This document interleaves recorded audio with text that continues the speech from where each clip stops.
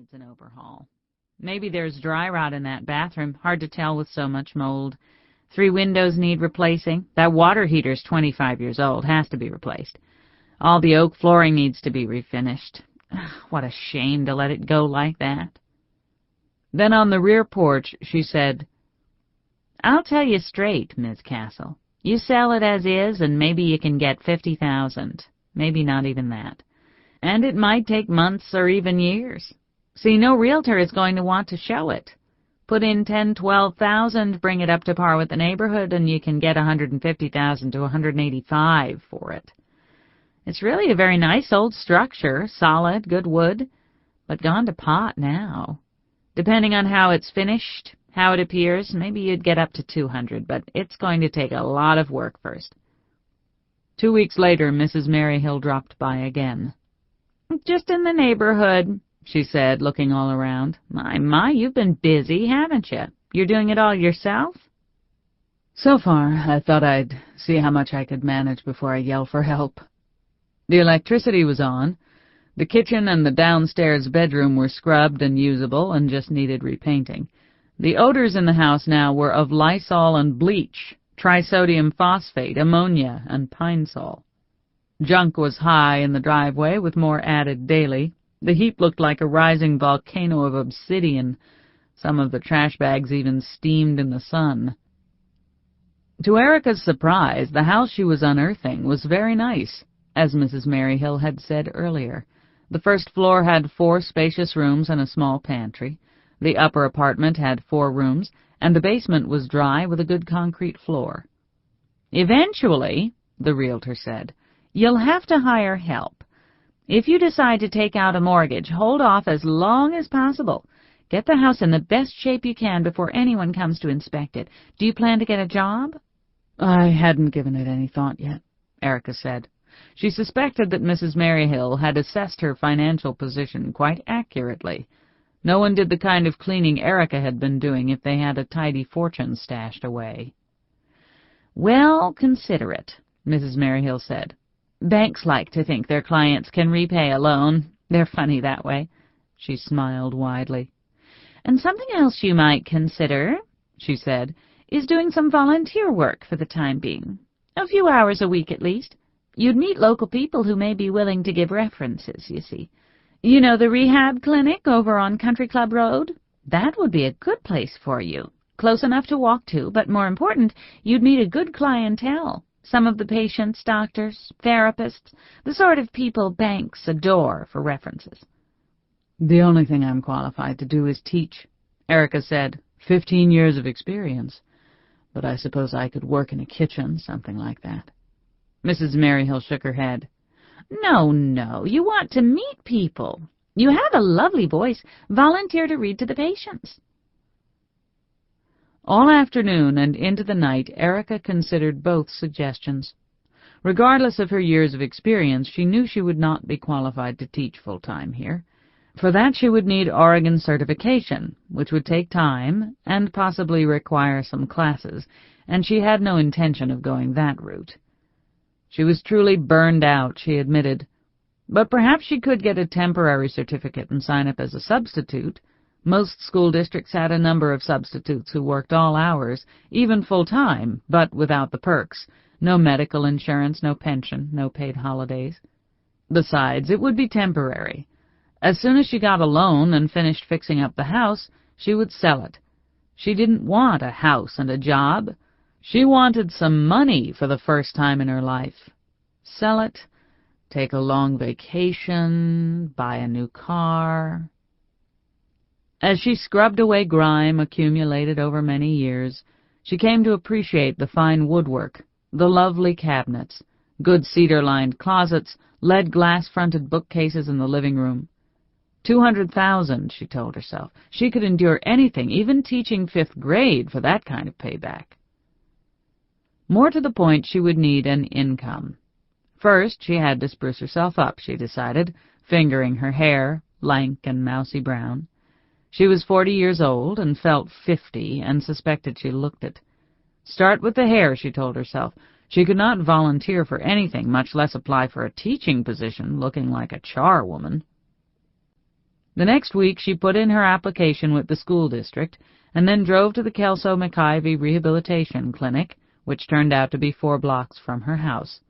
There was a large parking lot in front of the 2-story building, a high hedge, and a covered walk from a wide drive.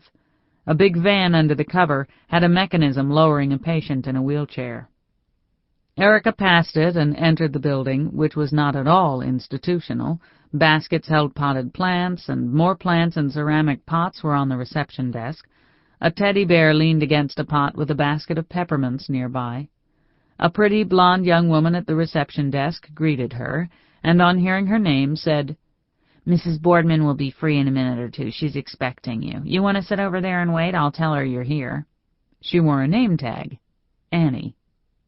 She motioned toward a waiting room where a few other people were seated, and then smiled at the patient an attendant was wheeling in. "Mrs. Daniels, how nice to see you. How's it going? You look wonderful." Erica was not kept waiting long. Annie beckoned her and led the way down a brightly lit corridor, chatting as she walked. "Boy, can they use volunteers here. Half the people you see working are volunteers, in fact." "Well, I won't have a lot of free time," Erica said. 10 minutes makes a difference," Annie said.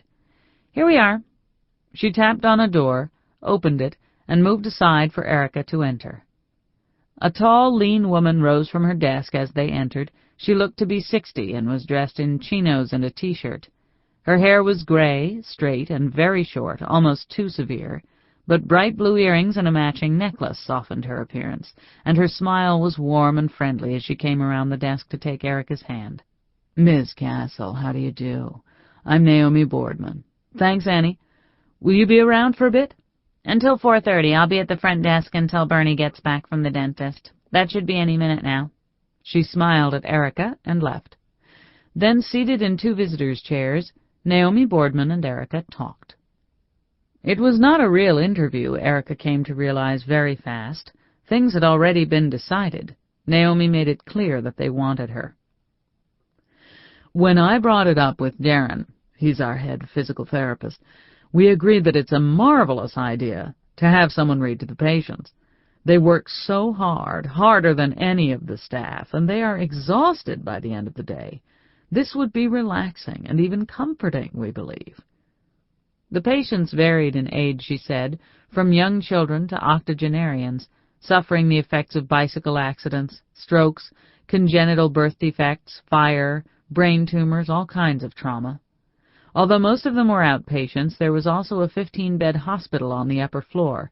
Sometimes it was filled with a waiting list, other times not. At present, she said, they had 11 patients up there. Feeling a growing disquietude, Erica asked, "But who would I be reading to? What age group? How many?" "Well, we won't know that until you begin. Maybe 4, maybe 10.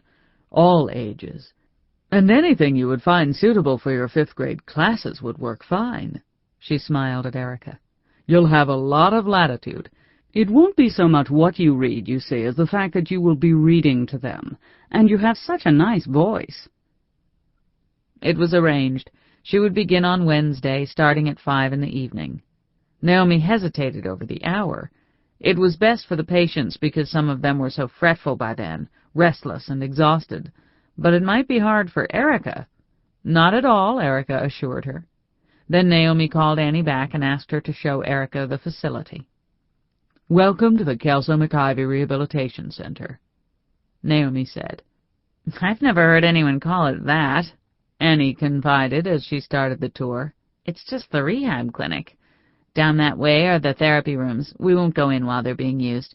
This way to the garden. Darren thinks it's a good idea to get people out in the open as much as possible." Erica saw little of the clinic that day, but later she came to appreciate the many ways the curse of institution had been obliterated.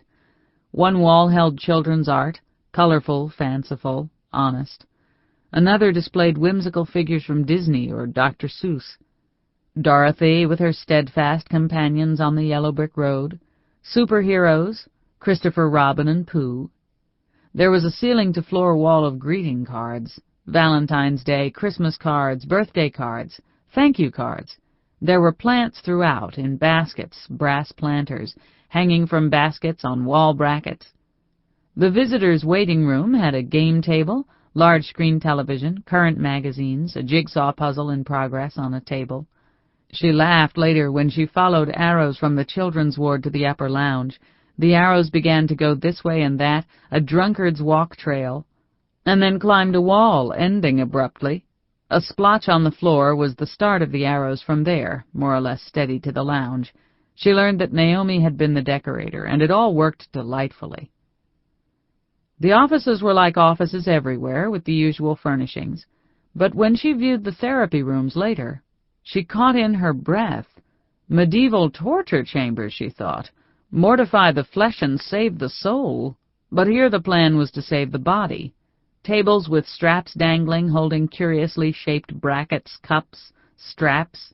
A device that appeared to be designed to support body parts, legs, arms, torsos. Several treadmills, walkways with rails, one with a contraption that was like a rescue seat she had seen on television hauling a person from a sinking ship. A small swimming pool in a room so hot and humid it was like a steam bath. A mechanism there apparently could lift a patient and lower him or her into the water, then fish the patient out again. On that first day she caught glimpses only as she was escorted to the garden, screened on 3 sides by shrubbery. It was laid out in such a way, Annie explained, that each section of the path was a particular length, 1/4 of a mile, 1/3 of a mile, 1/8. The whole thing, if you covered every path zigzagging around, would be 2 miles, with a waterfall at one end and steps going up to it on both sides. There was a koi pond up there, with a couple of benches, a nice place to relax and watch the fish. Apparently it was simply decorative, but that was deceptive, she said. Darren knew that one of the hardest tasks some patients encountered was going up and down steps.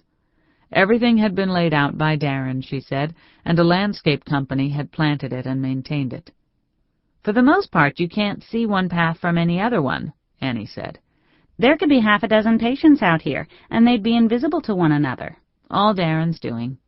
She started down one of the paths.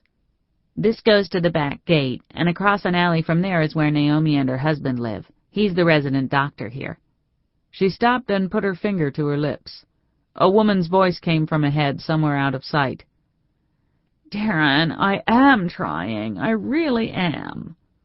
I wasn't talking to you, Mrs. Daniels, a man said softly. You know I wouldn't say something like that to you. I was talking to that lazy leg. It knows I'm speaking to it, and it's just plain lazy. Muscles can get like that. Just lay back and pretend they don't have to do a thing. Hey, leg, you can't fool me. I'm on to you. Stop dragging that foot. You hear me? Now hustle. After a moment he said, See, it knows I'm on to it. Good job. Annie touched Erica's arm and turned back toward the door.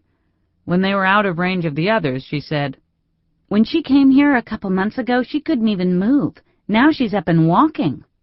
That's Darren's doing, too. She sounded boastful, smug even, but when Erica glanced at her, she looked sad and averted her face. On to the kitchen and lounge, she said briskly. You'll like the lounge. It's like an old country house parlor.